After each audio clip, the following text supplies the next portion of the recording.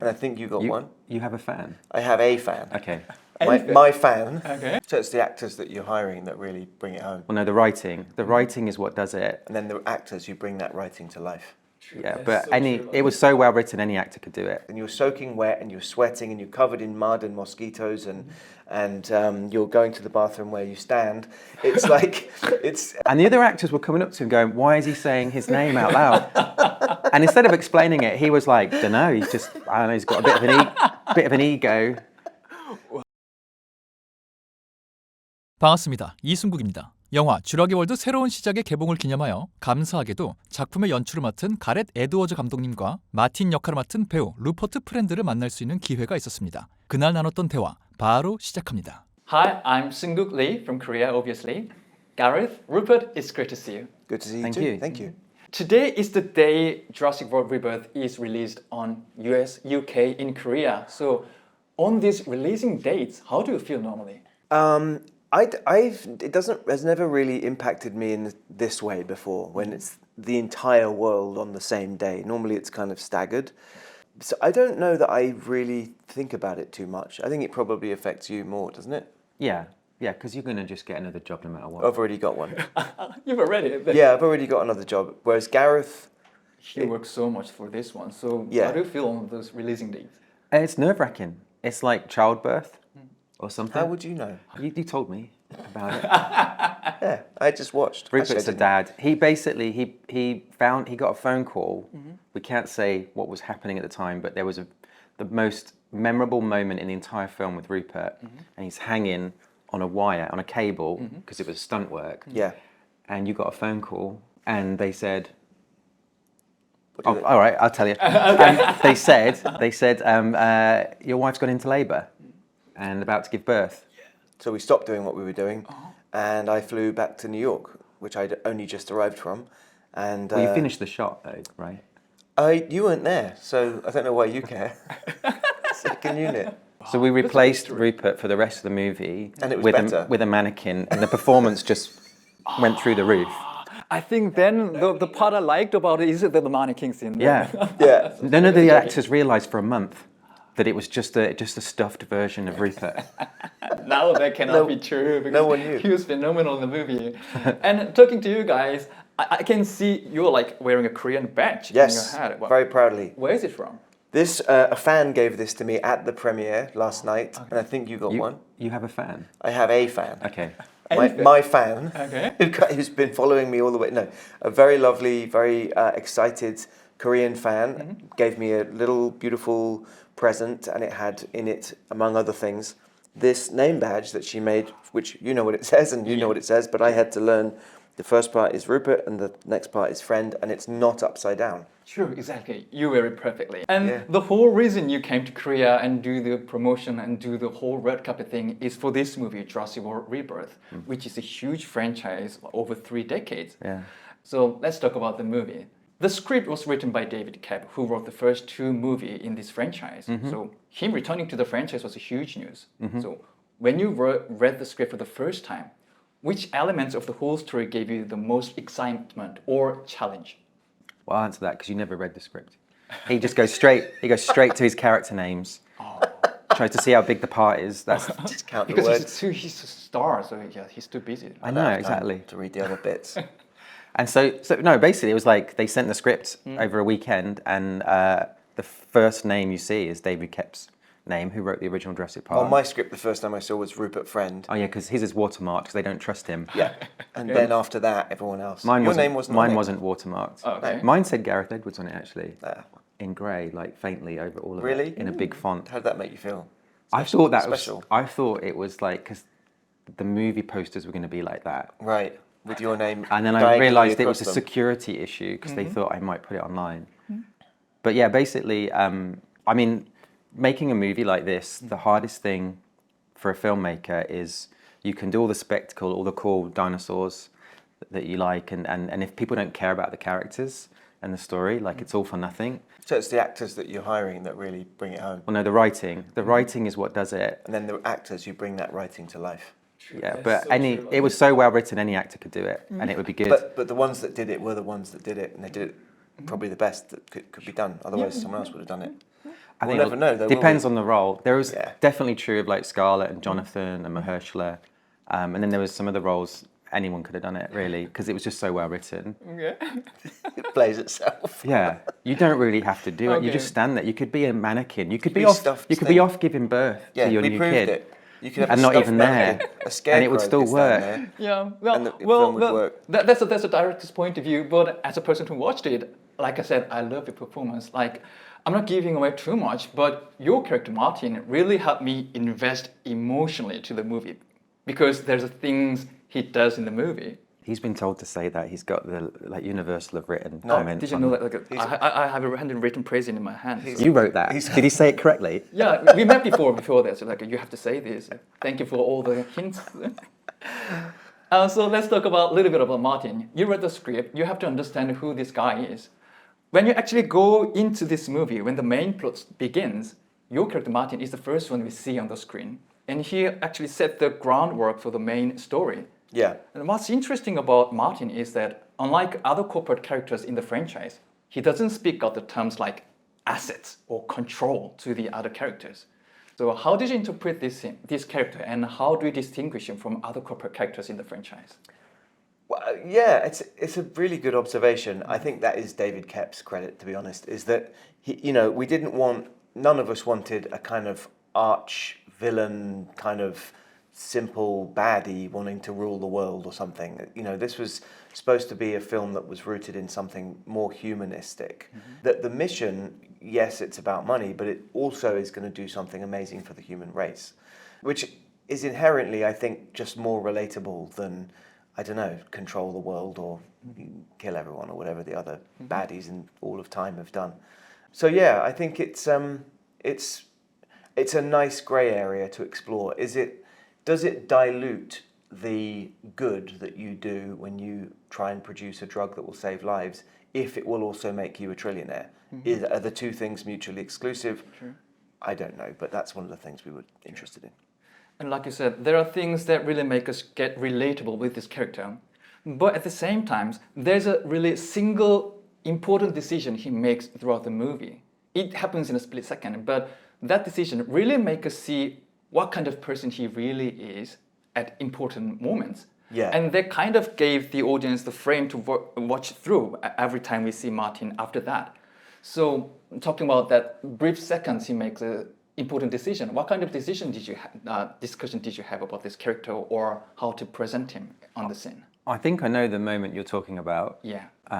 We had long conversations about this, and we actually shot different styles. Okay. Because it's one of those things where you think you know what the right decision is when you're making a film about a character, but really you're telling this big canvas story, and it's only when it's all put together and the whole thing is there that you start to realize, like, oh, maybe it should be a little bit more than this, than that. And it was actually Steven Spielberg who dialed it the way it became. Oh. Really? Yeah. What did he say? He said that we need to sort of maximize, amp up anywhere we have it, the sort of the fact that because you're so likable. Oh, the villainy. Yeah. Amp up the villainy. Yeah, because Rupert's naturally a very likable guy, as you can tell right I can now. see it. Yeah, true. And so being the bad guy in a movie, you need all the help you can get, really, don't Yeah. you? It was funny, actually, when we watched it, my wife laughed at that because you cut it. It's very fun. I think it's a great cut. It looks like I'm about to say a word that begins with F. It really does. That's what I thought. I don't know if we did that on the day, but it looks like the characters has struggles with this thing and then goes like, and then you, it made me laugh anyway. Okay, I'm gonna watch it again and look for that specific That's thing. what we saw. Yeah, but it's an interesting dilemma because it's like we obviously it's the bad thing he does and it's important that that's bad, but we also, Gareth and I, wanted it to be like bordering on, could it have just been, I've lost my footing, could it be arguable that it was an accident and that, or is it definitely that because he doesn't push her, she pushes him. Sure. Which we worked out on the day. It was just more interesting and more realistic. Yeah. And then what you're left with is a nice ambiguity, which is instead of just you're going off the boat, which is, I think that'd probably be too far, right? In one direction. Yeah. It'd be You'd be irredeemable or whatever. You'd just be psychotic. It's like there's just too much of a pause, and and all the audience. It's a great cut because the audience goes, "Oh no, dude, you had time to do something." True. But he's like, "I didn't." True. So I think he believes he didn't. I think so too. And you mentioned Mr. Steven Spielberg, so let's talk about him a little bit. I saw your past interviews, and what was impressive about your comments about your work is you get affected by the great filmmakers in the previous generation. And you said it's like learning a language in filmmaking. So Right. I thought that's a great way of putting it. In that context, this movie belongs to a franchise by Mr. Spielberg, who literally is one of the people who give you the mother tongue of the filmmaking. Right. So how was it to like give your language you've developed for many years in a world built for your mother tongue, that your language was rooted from? Right. I think the problem is, no matter how much you study Spielberg, no one can truly speak Spielbergian fluently, like only Steven can. That's great. If you're following this analogy. That's great. And I don't know, it's very strange. It's kind of like somebody who shouldn't exist. He's kind of like Santa Claus or whatever. And I remember going into a meeting. I live near Universal Studios. Okay. And it was the first meeting, a big deal meeting. We were going to decide who was going to play the roles in the movie. Worked out for you, that meeting. Yeah. Yeah. And then I got there early, and Because the guy you picked dropped out. yeah. He had a baby or something. Okay. And so basically I get there early, and in the big meeting room there's like the whole of the Universal theme park and a big glass window, and I was kind of looking, thinking I've got 10 minutes to kill. And then in the reflection, Steven Spielberg walked in. Because he's a reflection, it was a bit like a ghost entering a room. You know what I mean? And so there was like the Jurassic Park theme, ride, and then the ghost of Steven Spielberg appeared and went, "Hello, Gareth." Like this. Yeah, and you can actually hear that music because it's playing down there. Oh my God. And you're going, Am I "Oh my dead?" God, I am totally losing the plot here." And then you turn around and you think, "Oh my God, I've got to make small talk for 10 minutes with Steven Spielberg. What did you How do you say? do this?" Go anywhere nice on holiday, Steve? I don't know what you said. No, I did a really bad job of it, probably. You tell a joke. No, I think I just go quiet. Just mutter. Then you let Mr. Spielberg say all the small talk to you then? Yeah. I think he's used to walking into rooms and people going like this. Yeah. I think it's kind of his life. Sure. Yeah. He produced this movie and you pushed boundaries in the franchise. It was all a joy to watch as a whole and scary at the same time. So let's talk about actually the filming process. To get the authenticity for this movie, you actually went to Thailand to shoot the movie. For some actors, it could have been challenging to shoot all the things in the mangrove swamp. But I heard that you actually enjoyed mangrove swamp, and it turned out you had many type of animals in your life. And I also heard from other interview that you wanted to be an archaeologist before because you wanted to be an Indiana Jones. Yeah. So in that context, this movie could be the most closest career experience you have concerning your childhood dream. So Yes. on Thailand, was there any moment your inner child just woke up?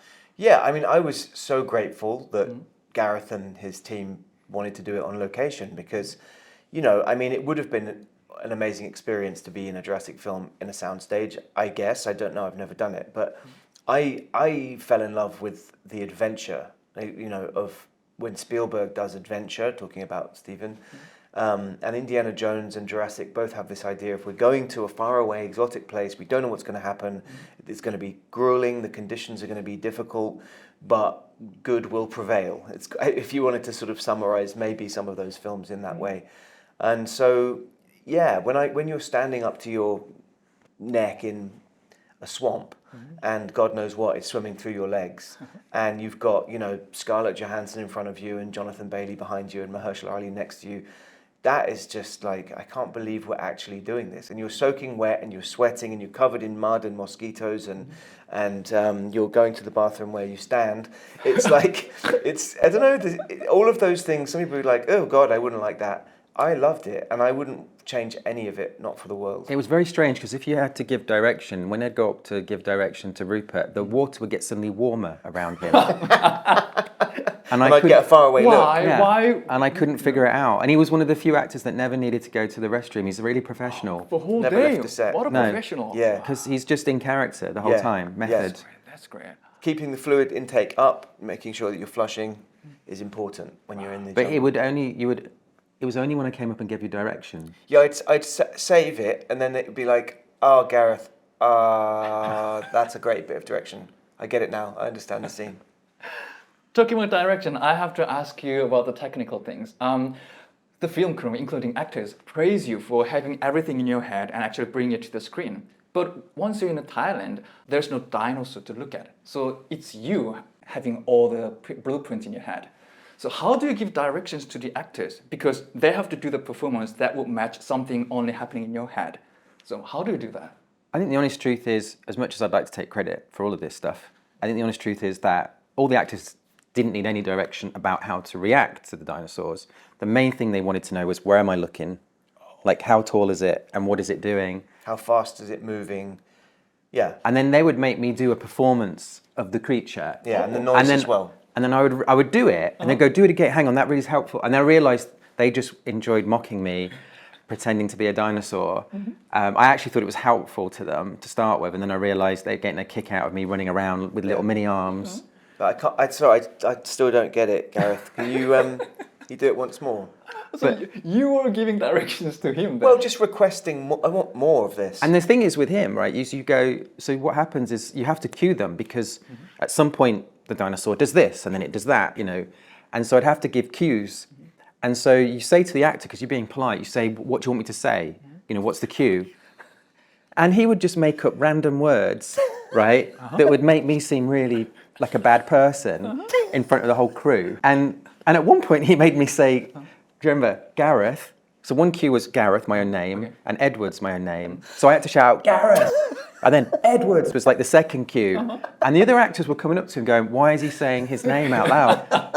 And instead of explaining it, he was like, dunno, he's just, I don't know, he's got a bit of an ego. Gareth Edwards, Gareth Edwards, over and over again. It was like, what on earth is wrong with him? He wanted to get the credit for himself or something? Yeah. I was like, I think we should like, clap him. Yeah. It's going great, Gareth. Really good work. It's going to be a good movie. Even from that episode, I can see that Rupert was really having fun on the set. I did have a lot of fun, yeah. But talking about the specific technical things, I have to ask you a similar question. I didn't study anything about acting, so I just wanted to ask you about the experience as actors. Like he said, it's your job to do the performance with the imaginations that's going on. Yeah. So when you look at dinosaurs and get surprised, what was happening in your head? Like, is it kind of, I am looking at the dinosaur kind of approach, or when human gets surprised, their muscles moving this way kind of approach for you? Oh, I see. Like, is it technical or was it? No, the first one. When it more like, you remember when you're a kid and you do a make-believe game? You say like, you know, okay, you're the king, I'm the jester. I don't know what game this is. Fun times. Yeah, at Rupert's house. Imagine it at my house. You're the king, I'm the jester. This is a castle. Gareth's going to be a hole in the ground. When you do that, and for me, and I think all kids, it's actually real. Like you put a chairs and you put a sheet and you say that is a tent in the Wild West, or you know, and it became that for me. It was like it changed, almost like in that again Spielberg movie Hook about Peter Pan, when he has to imagine all the food. Do you remember that? True, I love that scene. And he can't remember. It's so sad because he can't see the food. He's like, there's no food, and the kids will say, "You've lost your Peter Pan-ness," and I think actors maybe haven't lost their Peter Pan-ness. Do you think the art of being a good actor is not growing up? Yeah. Because I think that's the art of being a good filmmaker. Yeah. Keep the child alive. The child who says, anything's possible. I can envisage a dinosaur as big as a skyscraper that is doing this and that, and I can film it or I can act as if it's happening, is what a child does, I think. So there's a lot of big kids on set. Were there any grown-ups? I'm just trying to think who the grown-ups were. So. Well, you were not a grown-up there then. Well, I tried to be, but I was like... When? No, because these guys are like kids in a classroom when the teacher leaves, and the way Rupert would describe me is I'm like the substitute geography teacher. Yeah. Who comes in that they have no respect for. No. and they're going, "Excuse me, quiet, everyone, quiet. We've got to." And they Can you wouldn't. shout out your name, please? Yeah. Yeah. And then basically, I learned they wouldn't really behave until you say the word action, and then because they could hear the film go in the camera, Yes. they would suddenly become the character. Yeah. But until that moment, it was kind of carnage. Yeah, it was a zoo. Yeah. Carnage. It's interesting to hear that. And you just mentioned the sound of the film rolling. I didn't major in acting. Also, I didn't major in film. So I have to ask you this question. When I heard you make this film with a 35mm camera, I just thought, okay, he used the old camera. But then I saw the behind-the-scene footage. And in that videos, you were actually using cameras with actual films, which seemed quite inconvenient in today's standard point of view. So in a world where you can just shoot everything digitally and render it to become a retro feeling visual, why did you choose this specific way? Or were there any regret along the way? I like you walk around, you go, "This is Gareth. I'm a film director. I made a film." But I'd never made a film and I'd never directed a film. It was always digital. And I felt like this was maybe my last opportunity to really go for it and try and make something on film. It's an aesthetic that I've always loved, you know, because all the films that I grew up loving as a kid have this very specific look about them, this Kodak film stock. And essentially it's like I've got, you know, all my films I've made prior to this one were on digital cameras, and it's so hard to make that look beautiful. And with film, it's like you just press one button and it looks amazing.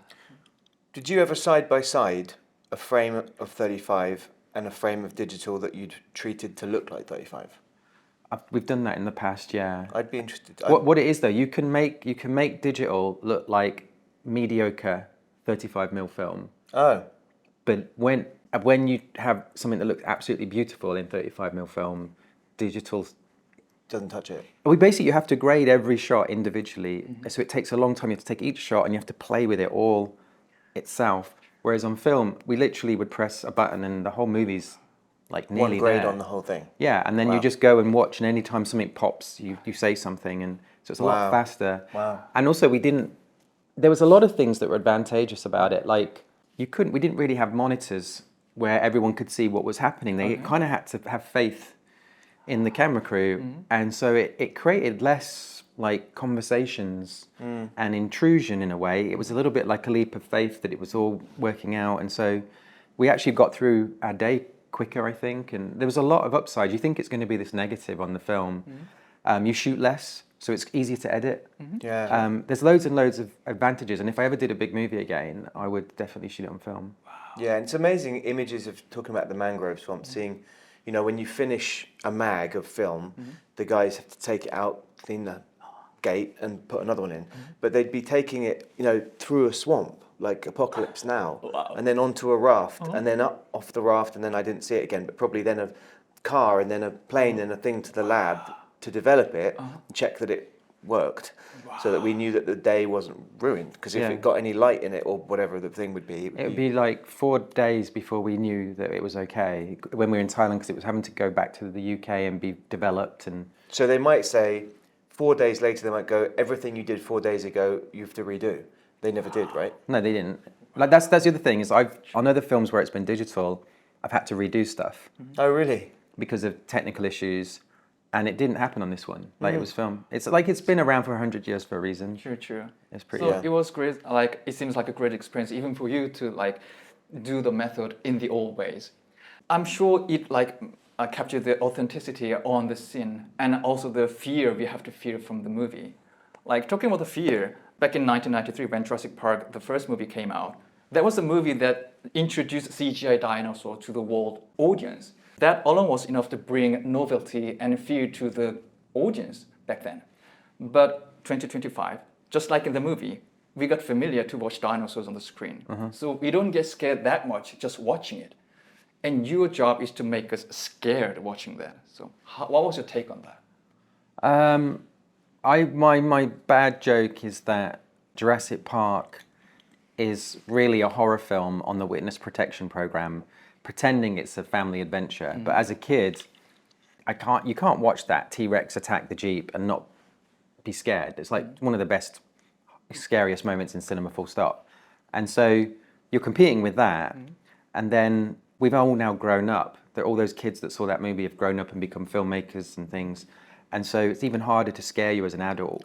And so I thought to myself, well, I'll go a bit too far because at some point the studio will call and say, Too scary. Yeah. And I kept waiting for that conversation and it never happened. Even after 4 days of shooting? No, they didn't. They embraced the horror scariness of it because I think everyone felt like that was one of the things they wanted to try and recreate was that feeling when we were kids. And it was, to me, like shooting it on film it was as if this movie had been made in a previous era of filmmaking, like the early 90s and 80s and when we grew up loving film. And as if the Universal Studios had gone into their vault and found this reel of film and gone, it says Jurassic World Rebirth, what is this? And they don't remember making it, but they release it into the cinema. It was kind of like, they wanted it to feel like that kind of filmmaking. And to me, I also felt what was interesting is if you watch Jurassic Park and analyze it, and there's like a joke every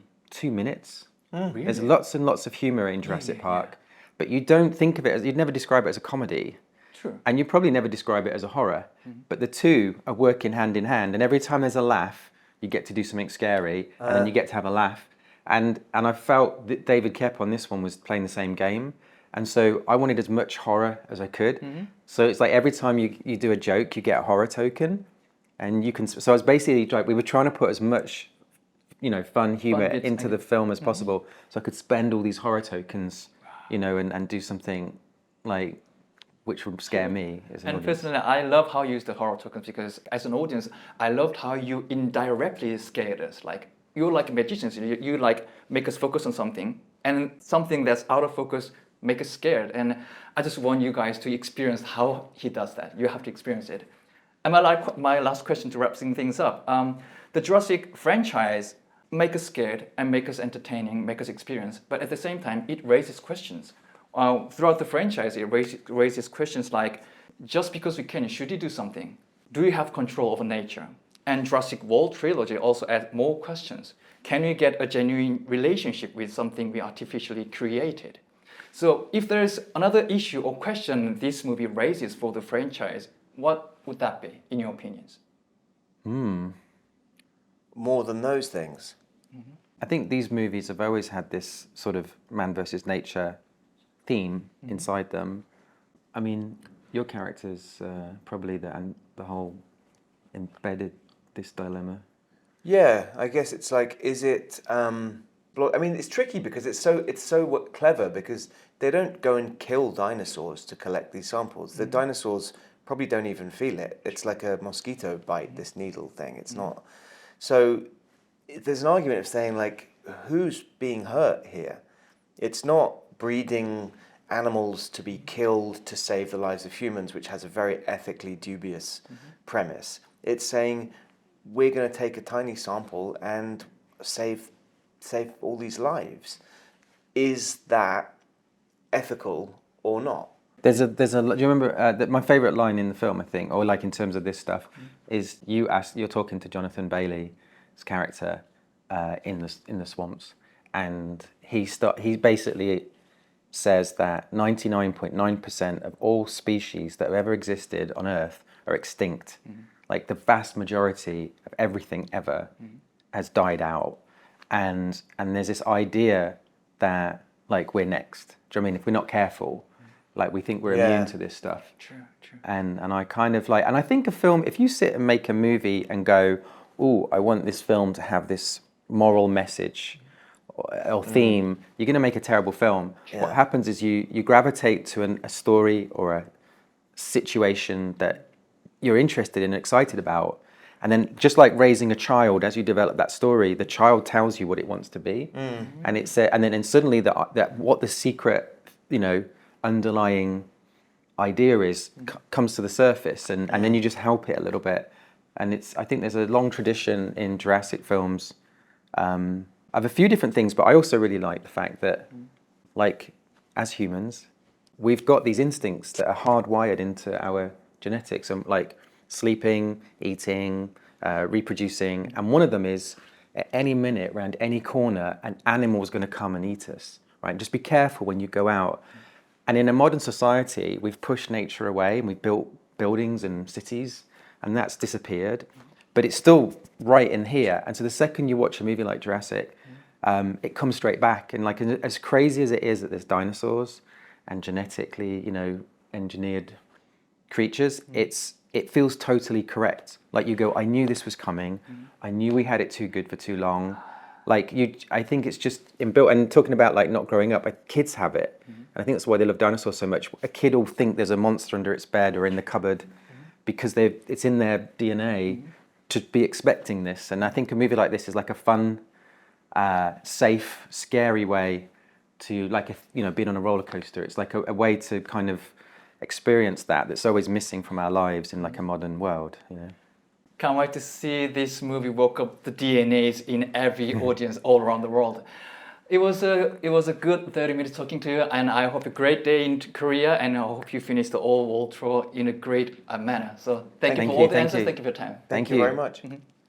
Rupert Friend. Rupert Friend. And the director.